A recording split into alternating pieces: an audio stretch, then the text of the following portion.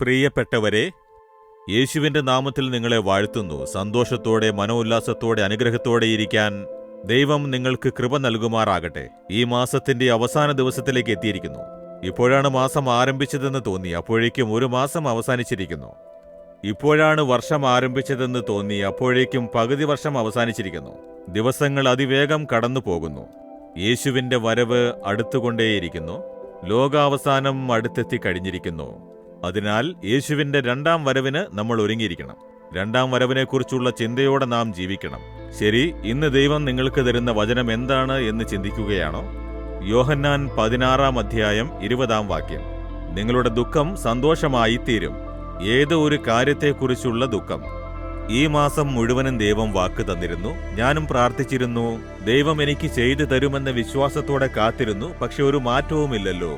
ഇനിയും ദുഃഖമുള്ള അവസ്ഥ മാറിയിട്ടില്ല എന്ന് വിചാരിക്കുകയാണോ? എന്നാൽ ഇന്ന് യേശു നിങ്ങളോട് പറയുന്നു, എന്റെ മകനെ, മകളെ, നിന്റെ ദുഃഖം സന്തോഷമായി മാറും. നിന്റെ ദുഃഖം സന്തോഷമായി മാറും എന്ന് ദൈവം വാക്ക് തരുന്നു. വിശ്വസിക്കുമോ നിങ്ങൾ? നിങ്ങൾ തീർച്ചയായും സന്തോഷത്തെ കാണുന്നതാണ്. ഒരു സഹോദരി വന്നിരുന്നു. വിവാഹം കഴിച്ച് 15-20 വർഷം, 20 വർഷത്തിനും മേലെയായിരിക്കുന്നു. പക്ഷേ കുഞ്ഞില്ല. അവരൊരുപാട് ചികിത്സ ചെയ്തു. എത്രയോ ദൈവങ്ങളോട് പ്രാർത്ഥിച്ചു നോക്കി. അവർ ക്രിസ്തീയ സമുദായത്തിലുള്ളതല്ല. അവരുടെ ഭർത്താവ് അവരോട്, ഇതിനേക്കാൾ ഞാൻ മരിക്കുന്നതാണ് നല്ലതെന്ന് കരഞ്ഞുകൊണ്ട് മന്ത്രവാദിയുടെ അടുത്തും മറ്റും കൂട്ടിക്കൊണ്ടുപോയി. എല്ലാം ചെയ്തു നോക്കി, യാതൊരു പ്രയോജനവും ഉണ്ടായില്ല. ഒടുവിൽ ഒരു സ്പെഷ്യലിസ്റ്റ് ഡോക്ടറെ കാണിക്കാം എന്ന് പറഞ്ഞു. ഗർഭപാത്രം നോർമൽ ആയിരുന്നില്ല. അത് വലുതാണ്. അതിനകത്ത് കുഞ്ഞ് വളരുന്നതിന് ചാൻസേ ഇല്ല എന്ന് പറഞ്ഞു. അതവരെ കൂടുതലായി ദുഃഖിപ്പിച്ചു. ഇത്രയും വർഷമായിട്ടൊരു കുഞ്ഞില്ല, ഇനിയൊരു കുഞ്ഞ് ജനിക്കാൻ സാധ്യതയുമില്ല എന്ന് ഡോക്ടറും പറഞ്ഞു.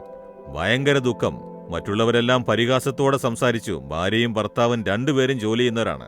ഇനി ജോലി ചെയ്തിട്ട് എന്താണ് പ്രയോജനം? ആർക്കു വേണ്ടിയാണ് സമ്പാദിക്കുന്നത് എന്ന് പലരും നേരിൽ ചോദിക്കാൻ ആരംഭിച്ചു. അത്രയും വിഷമം. കുഞ്ഞില്ലല്ലോ എന്ന വിഷമം ഒരു വശത്ത്, ആളുകൾ പറയുന്ന കുത്തുവാക്ക് മറുവശത്ത്.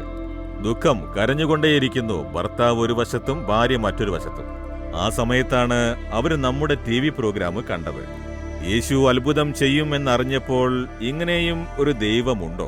നമ്മുടെ ദുഃഖത്തെ യേശുവിന് മാറ്റാനാകുമോ? നമുക്ക് പ്രാർത്ഥിച്ചു നോക്കിയാലോ എന്ന് ഭർത്താവിനോട് പറഞ്ഞ് ടിവിയുടെ മുന്നിൽ മുട്ടുകുത്തി ഭാര്യയും ഭർത്താവും കൈകോർത്ത്, യേശുവേ, ഞങ്ങൾ എല്ലായിടത്തും പരിഹസിക്കപ്പെട്ടു. ദുഃഖത്തെ മാറ്റണമേ, ഞങ്ങൾക്കാരുമില്ല. ഇപ്പോൾ അങ്ങയെ വിശ്വസിക്കുന്നു. അങ്ങ് അത്ഭുതങ്ങൾ ചെയ്യുന്നുണ്ടെന്നറിഞ്ഞു. ഒരുപാട് സാക്ഷ്യങ്ങൾ കേട്ടു. ഞങ്ങൾക്കും ഒരു അത്ഭുതം ചെയ്യണമേ, ഞങ്ങളുടെ ദുഃഖത്തെ മാറ്റണമേ എന്ന് കണ്ണുനീരോടെ പ്രാർത്ഥിച്ചു. യേശു ആ പ്രാർത്ഥന കേട്ടു. ഉടനെ അവരെ അനുഗ്രഹിച്ചു.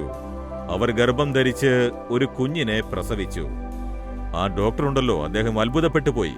ഇതെങ്ങനെ സംഭവിച്ചു? മെഡിക്കലി തികച്ചും അസാധ്യമായ കാര്യമാണിത്. ഇത് നടക്കാൻ സാധ്യതയില്ല.